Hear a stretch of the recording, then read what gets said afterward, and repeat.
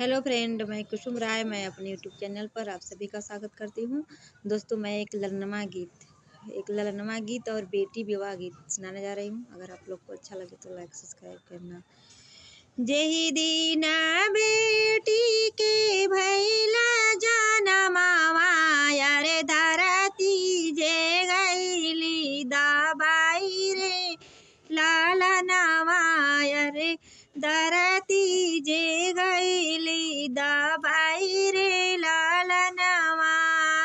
सासु ननद मिली मारेली मेहनवा, रे पियावा ना मुख से ही बोल रे लालनवा, रे पियावा ना मुख से ही बोल रे लालनवा।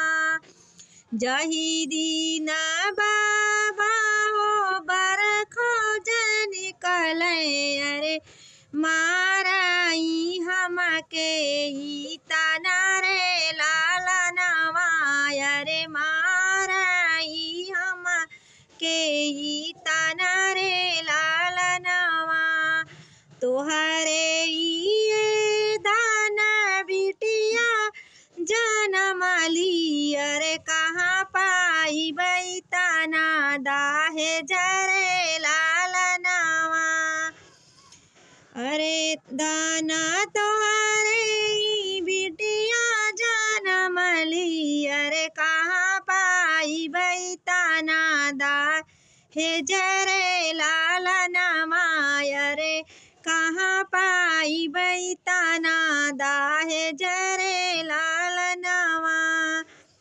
इतना बचन जब सुनली न माई, अरे नैनान जे ढूढ़े लाया सरे लालनवा, अरे नैना जे ढूढ़े लाया सरे लालनवा। बेचिया देवरा जगहना घुरियावा, अरे बेची देबा खेत खारी हन रे लालनवा।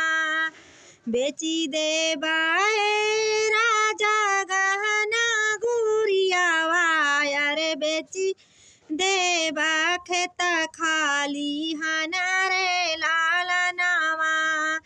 बेटी बराबर दाहे जहाँ माँ देबई, अरे बेटी कर चबा बियाह रे लालनवा, अरे बेटी कर चबई बियाह रे लालनवा।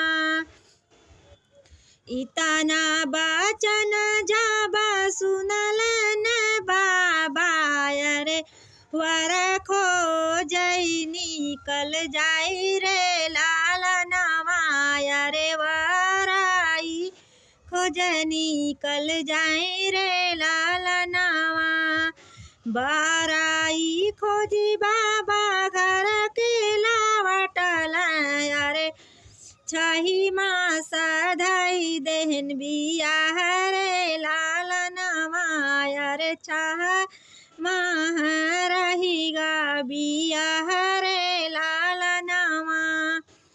सास ननद मिली बहुत तलगाम, अरे पियावा जा देलन कन्यादान रे लालनवा, अरे पियावा जा देलन कन्यादान रे लालनवा।